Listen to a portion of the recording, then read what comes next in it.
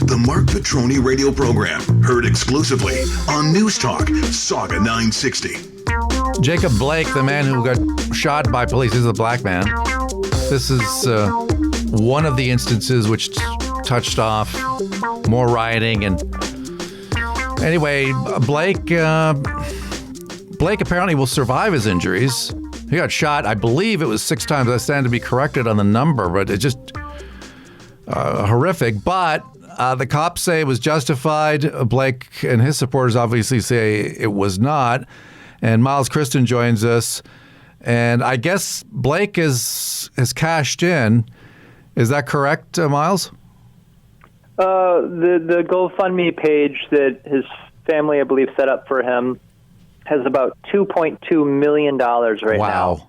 Wow. And what's so insane about this case is, you can look to a lot of cases where police killed people who, and the things they were being accused of doing was, like, for instance, Eric Gardner selling loose cigarettes. Who cares about that?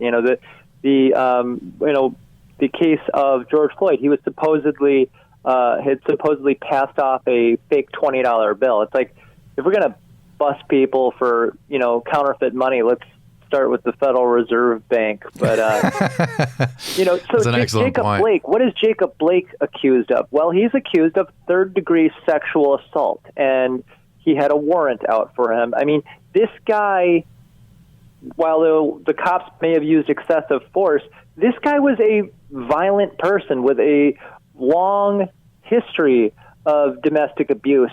And then you've got these protesters out there literally holding signs that says, "We love you, Jacob Blake." And it's like, you don't need to look to Jacob Blake to find cases where police used excessive force or police killed people that, were unarmed or so forth. And Jacob Blake was going for a knife.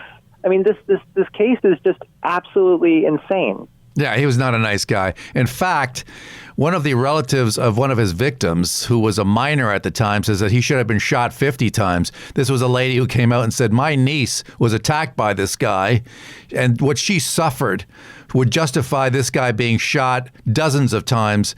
And so here's a case where somebody who has no business being lionized in the public eye is somehow treated as a hero.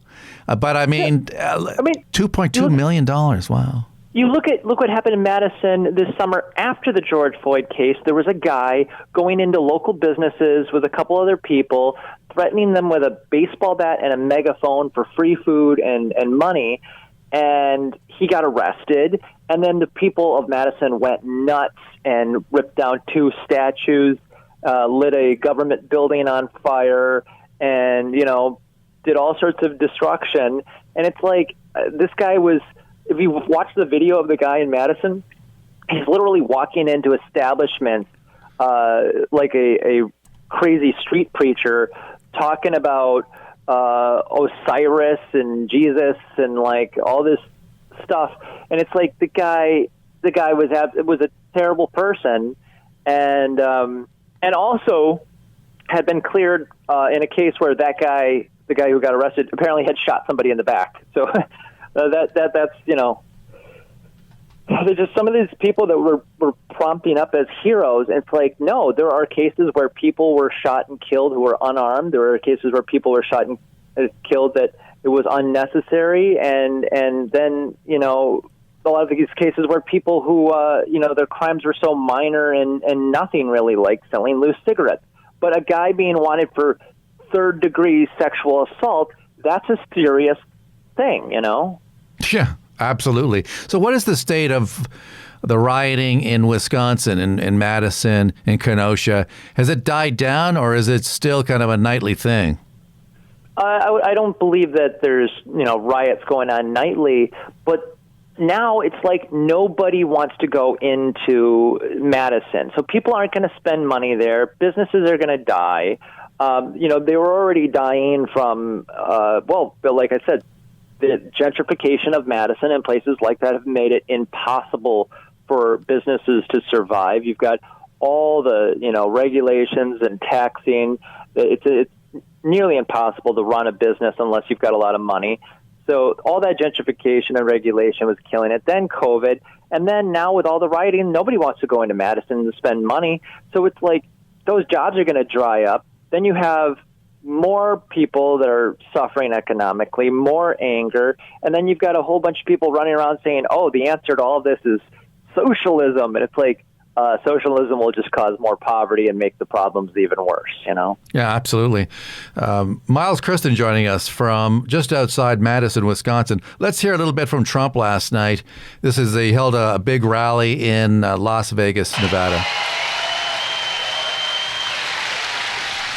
And I want to thank for that Steve Grammas, who's with us tonight. Where's Steve? Was Steve here? Steve, thank you. Thank you. That's a big deal. Make sure they get out and vote, Steve, because they're playing around with the ballots, okay? You know, your governor. So we had many sites, by the way, all exterior sites, all outside. Today you'll hear these phonies back there. Well, look at that. Going after the media. Now, today you're going to hear them. They'll say, oh, it was well, the reason it was we had 5 sites, all outside sites, like last night. Tremendous room. And a great gentleman who owns this building said, you know what they're doing is really unfair. You can use my building. Don, I want to thank you. Don.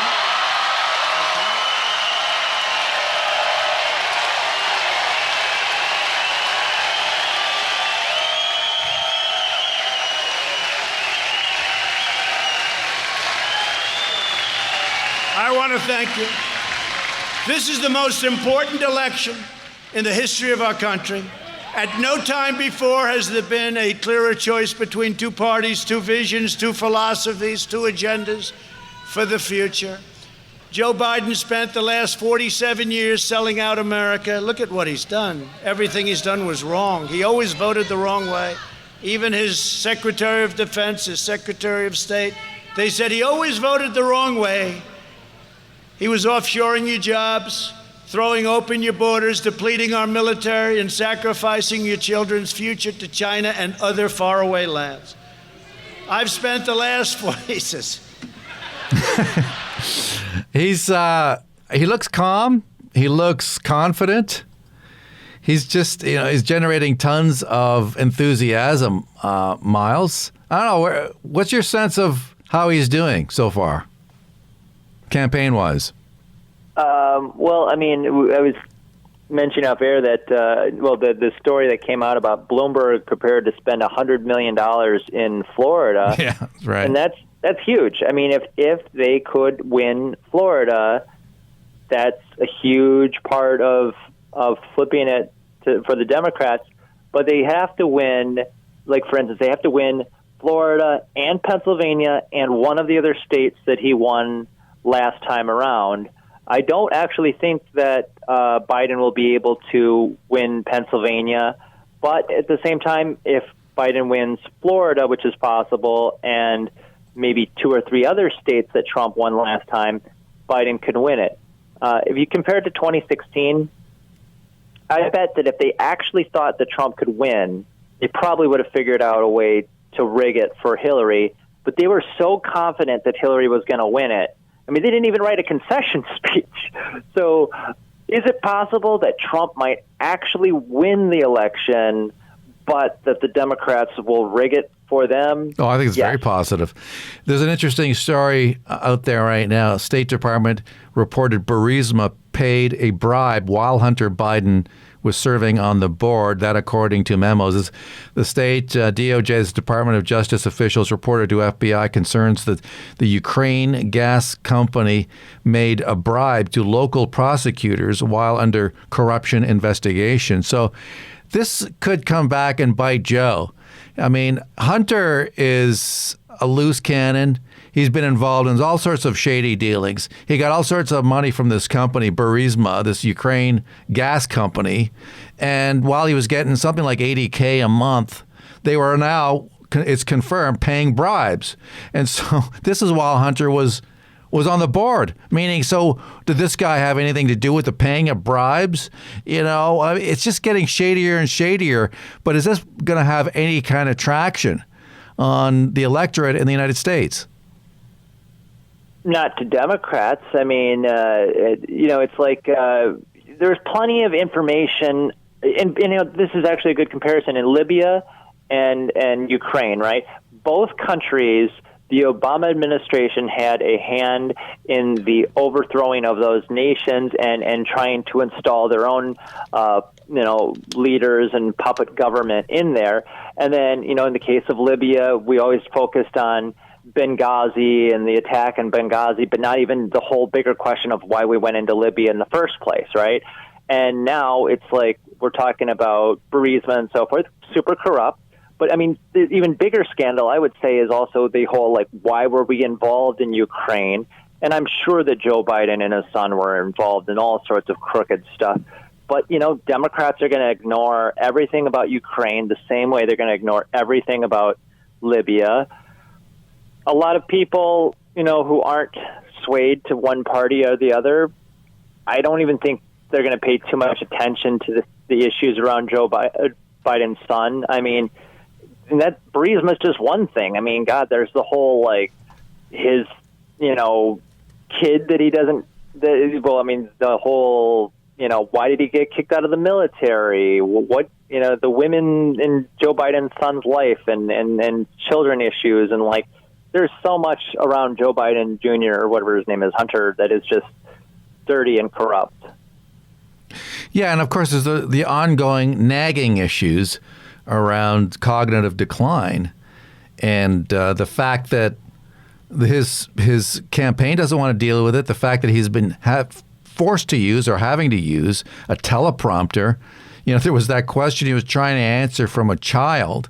I don't know, she looked like maybe a 12-year-old child, and Biden needed a teleprompter, and he was reading the teleprompter prompts, this is all going to come crashing down in a couple of weeks from now when they're going to have the first debate on September 29th, and I don't agree with either Biden or Trump. There are good and bad things I see about Trump, like, for instance, the right to try or employ or veteran choice as far as their medical care. Those things are fundamentally right. They may be flawed in how he put them out, but there are things that Trump has done that people should be able to agree with.